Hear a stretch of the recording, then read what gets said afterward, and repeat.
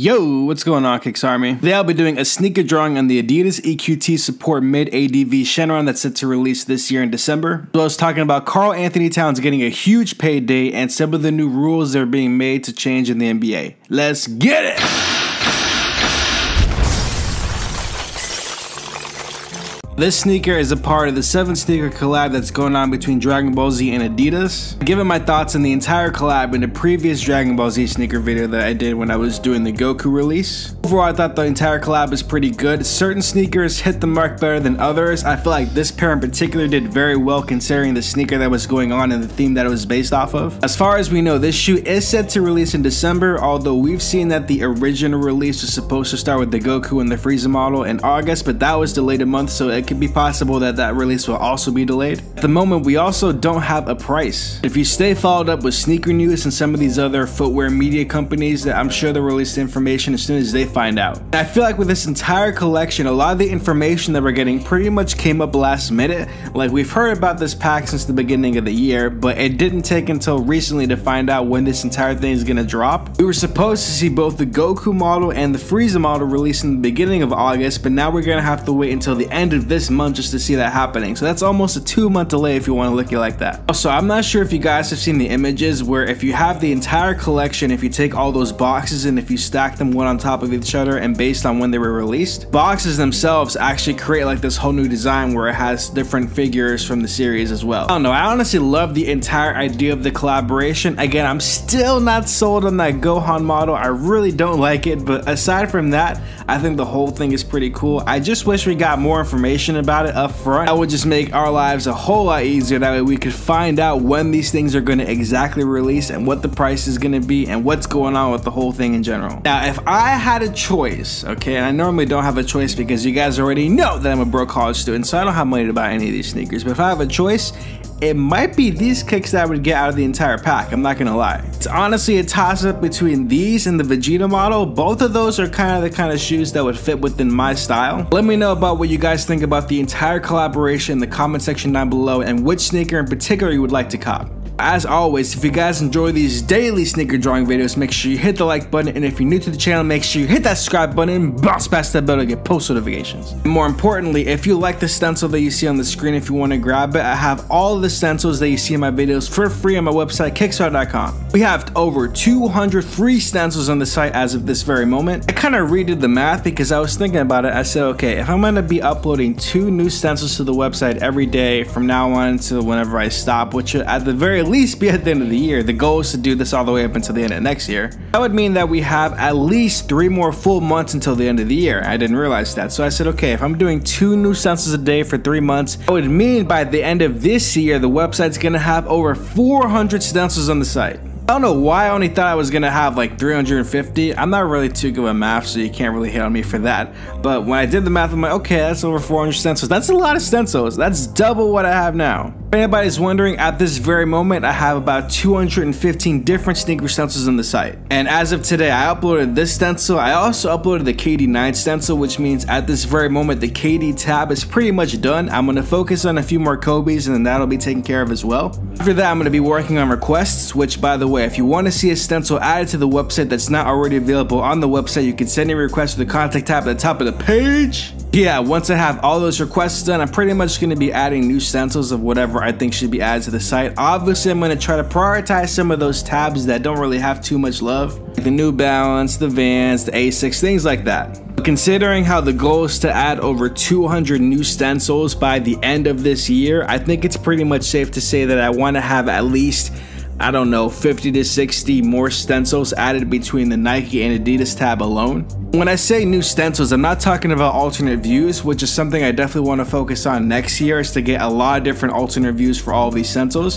When I say new stencils though, in terms of this year, I mean adding new models that aren't already there. Both of those brands have a lot of different shoe models that they've made over the years, and I barely have that much in comparison to their big catalog that they have, so I definitely want to fill up those tabs to have max capacity of what they actually have in their archives. Just think about all the Air Max models Nike has alone, right? You have to fill up all of that. Same with Adidas, they've done so much over the recent years considering how they've been killing it with the Boost technology, so I just have a lot I have to catch up on. Long story short, by the end of this year, the website is going to have double the amount of stencils stencils that are currently on there. And I can't tell you how hyped that gets me. Starters, as of a few hours ago of recording this audio, KarlAnthony Towns just signed a 5-year Supermax contract worth $190 million. Like, that's a lot of money. That is no joke to go ahead and pay a 22-year-old. Now, it's interesting to me though, because we heard earlier in the day that apparently Jimmy Butler is guaranteed to be a no-show on Monday's media day. So not only did we hear that he definitely wants to be traded, we've also confirmed that he does not want to be there for media day, which says to the organization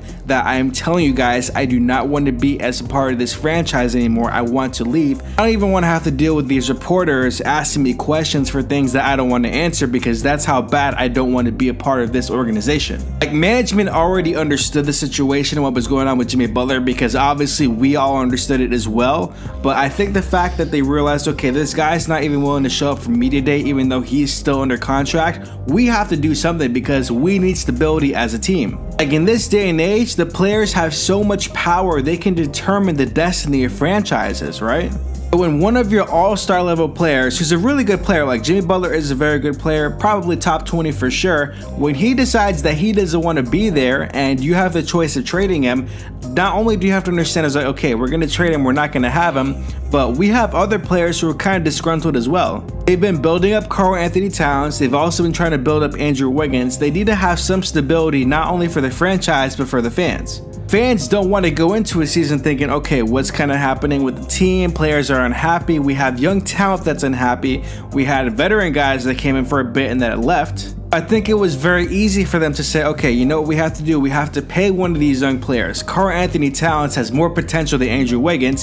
He's also a very good player. He didn't have the best playoff series, but all that aside, that is a player that we can probably entrust with the future of this franchise. Because when you pay that much money to a 22-year-old, you're not saying, okay, we want to keep you around. You're saying, we want you to be the future of this franchise. It means they're thinking about it in terms of the long term, not just these 5 years, but they're looking at it beyond those 5 years as well. And I personally see no problem with them doing this deal because, like I said, they needed to have this stability. They needed to make sure that they had a player that had a lot of talent that they could sign, that they could keep for at least a few years. They were most likely going to go ahead and do this anyway, but especially with all the drama happening with Jimmy Butler and how it's not working out with him, and especially the friction that Jimmy Butler has had with KarlAnthony Towns, they needed to make sure they did this now. To me, this is a similar move to what OKC did back when Kevin Durant first left. They signed Russell Westbrook to that 3-year deal. Remember that? How they pretty much, signed him. They gave him a lot of money. They were going to do that anyway, but that happened very quickly after Kevin Durant left. Again, it's one of those moves where it's like, crap, we're going to lose a very key piece. Even though he doesn't want to be here, he is still a really good player. We traded for him.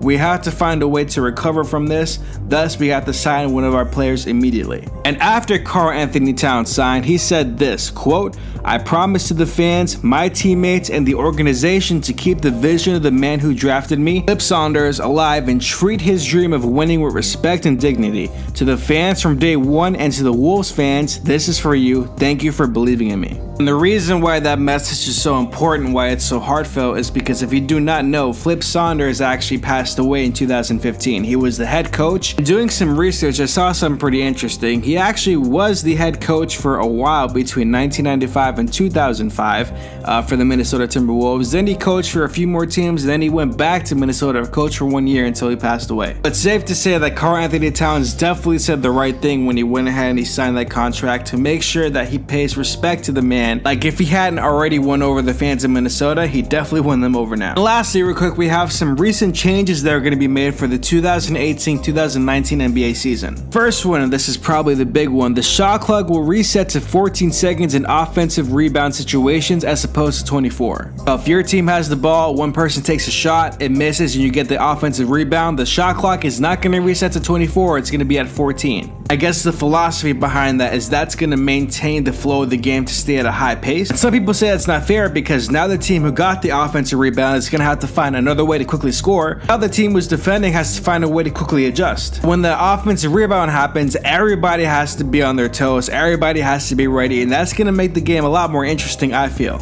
Also see that now the clear path rule will be simplified.